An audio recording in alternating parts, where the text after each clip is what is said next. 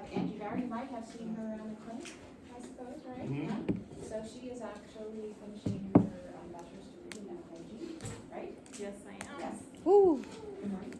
And so she is going to do the teaching part today, and she's got a great lecture for you today and activity, I believe. So we're going to leave it all to Angie to go ahead and get started.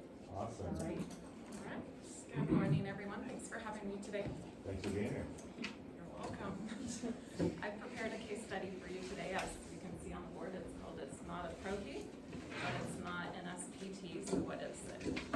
Any guesses? I heard one already. Chase? I said periodontal.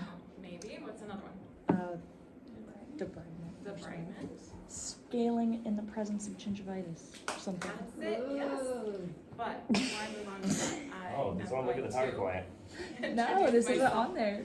a bit more formally. My name is Angie Bauer. Like she said, I'm a dental hygienist. I'm currently finishing my bachelor's in dental hygiene through OIT with their online completion degree program. I graduated from Lane in 2011 and immediately applied to the program as there weren't many bachelor programs available in the state.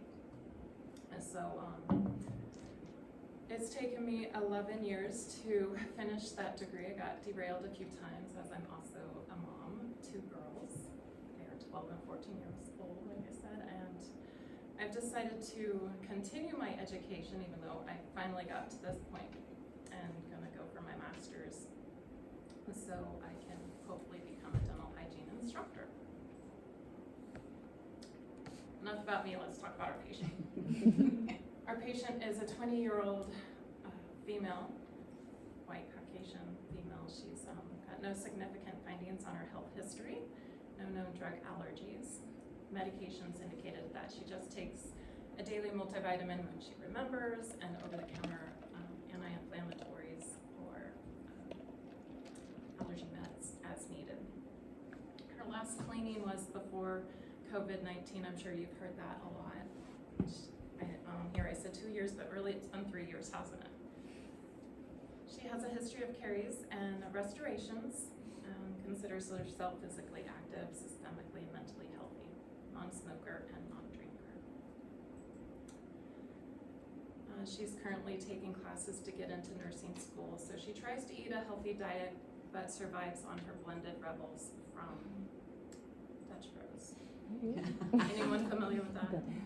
Yeah. What else do you think you'd like to know about this patient? Home care, yes. So we want to know how often is she brushing? Typical answer I'd imagine is once, maybe twice a day. I like to ask my patient, is that usually at night or in the morning? Because it makes a difference, right? Most of the time they say in the morning, and we explain you don't want to go to bed with a dirty teeth, right? Because that bacteria, I like to say, is having a pooping party all night long while they're sleeping. Because bacteria thrives in dark, moist environments, right? And your mouth is that perfect breeding ground. It's also good to know if it's manual electric toothbrush and how often they're flossing. Any other questions you can think of?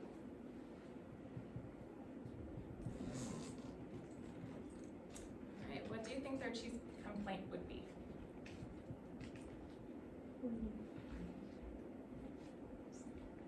How about sore, swollen, bleeding gums? Perhaps sensitivity to sweet or cold? And 20-year-old female, she might be concerned about bad breath.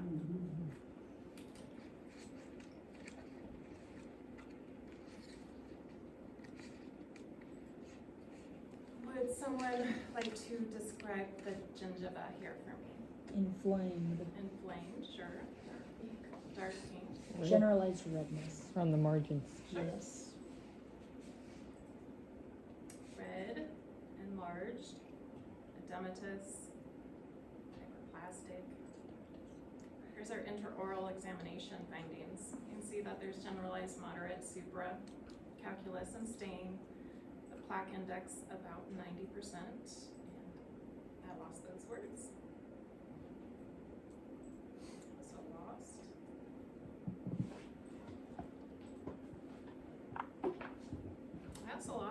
FMX here. So Where did actually, it go? there's no bone loss, not complete tooth loss, but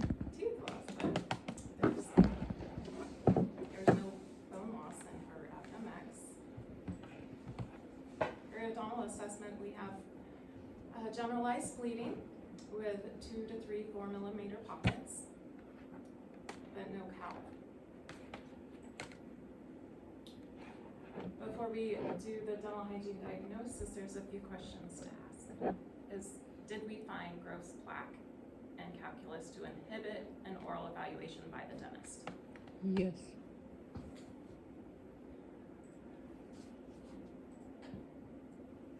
No. To what extent is the inflammation? Is it mild, moderate, or severe? I had to look up those definitions again because I Moderate. wondered, Because she how had do we bleeding. determine? She had bleeding upon probing. Mm-hmm. Right, and was there attachment loss or bone loss? No. The American Dental Association has this decision tree published to help us decide what we want to do. We've decided that we don't need a debridement, and we can do an evaluation with the dentist and treatment plan. Inflammation is more than localized, but there was no bone loss or attachment loss, so we're looking at generalized moderate to severe gingival inflammation. So we will do scaling in the presence of inflammation. This ADA added this code to the CDT in 2017, and it reads, scaling in the presence of generalized moderate or severe gingival inflammation for the full mouth after oral evaluation. It's the removal of plaque, calculus, and stains from supra and subgingival tooth surfaces when there is generalized moderate or severe gingival inflammation in the absence of periodontitis. It is indicated for patients who have swollen and inflamed gingiva, generalized suprabony pockets, and moderate to severe bleeding on probing. It should not be reported in conjunction with prophylaxis, scaling and replaning, or debridement.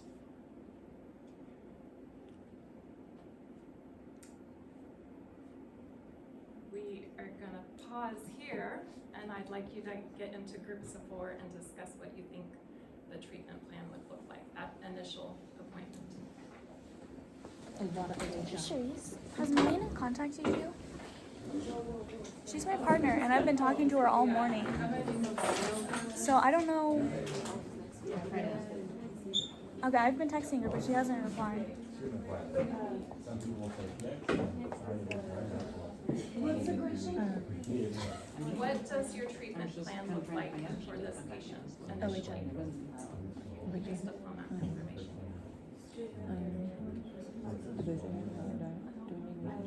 Yes. OHI nutritional counseling. So, she has caries, so I have referral for restorations. And then fluoride. And then I feel like we do it probably, right? Yeah, probably. There's no bone loss. I know.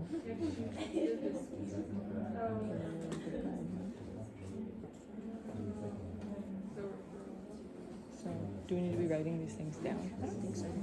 Just OHI, nutritional counseling, referral for restoration, fluoride, adult code B. That's happy.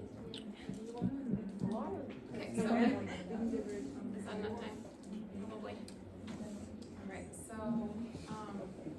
someone throw out the obvious code, B4346, right? That's scaling in presence of inflammation.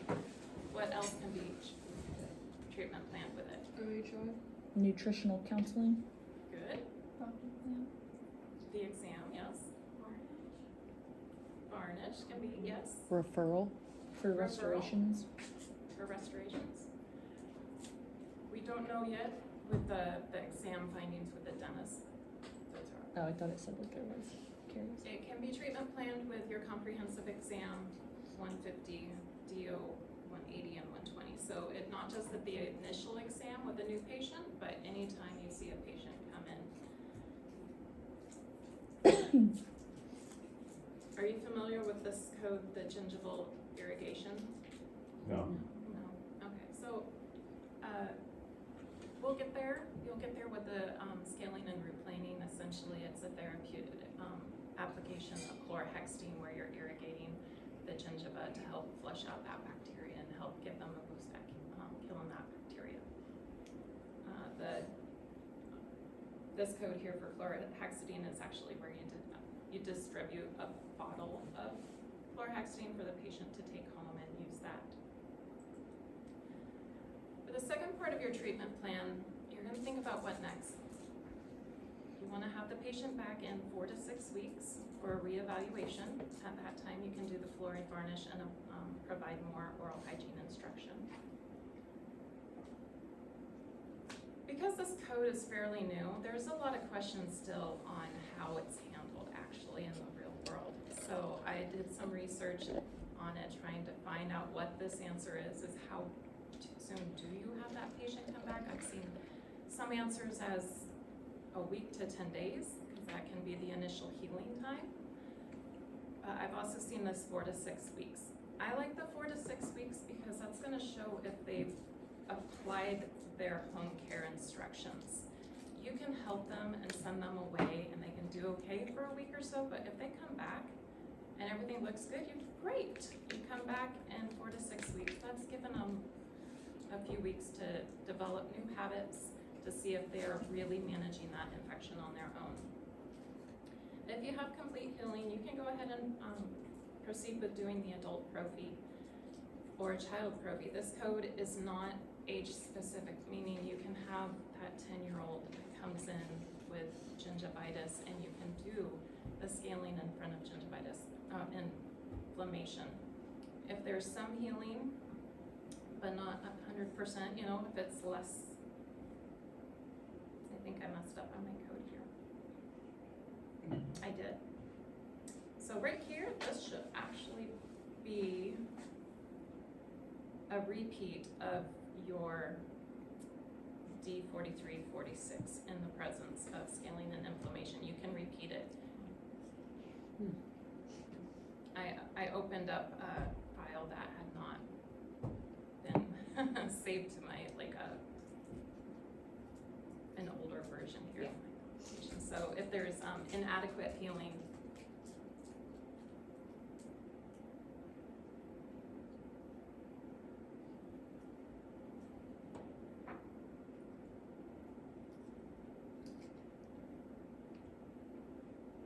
there's error on this this slide, and I need to think about how I messed that up. So it's like complete healing, you're gonna proceed. Some healing, but not 100%. It's the, is that So right? if it's greater than 30% of If it's inflammation. greater than 30%, Mhm. it's still generalized inflammation. Mhm. So you want to repeat with Mhm. the scaling in the presence of inflammation. This should be, I wish I could edit this right here. That would help me immensely. Excuse me a moment. How long do you have to wait? Because you have your 4 to 6 weeks of your therapy evaluation. So can you treat again, or do you need to wait so many more months? Is it any information on that? Since it's such a new code, Mhm. there doesn't seem to be a frequency That's what I was wondering. with the insurance to say you can't do Yeah. this for 6 months. Yeah. Like if they still have gingivitis, you're still gonna treat it. Okay. All right, as for your informed consent, going over your part, you know, you're gonna discuss the procedure on what you're doing.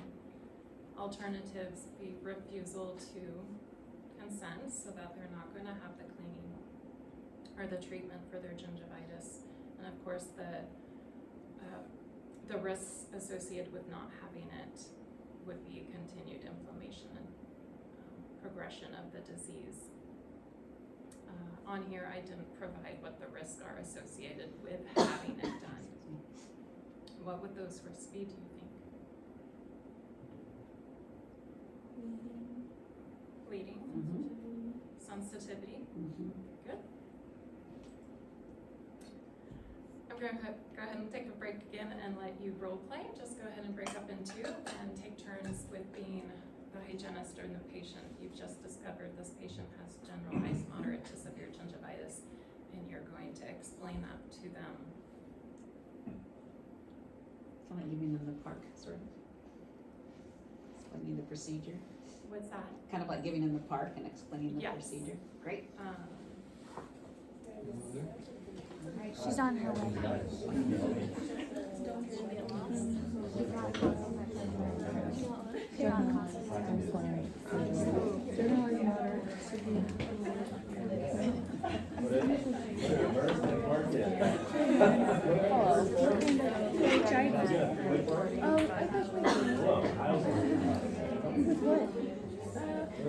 I have a toothbrush that my grandpa gave me for my 15th birthday.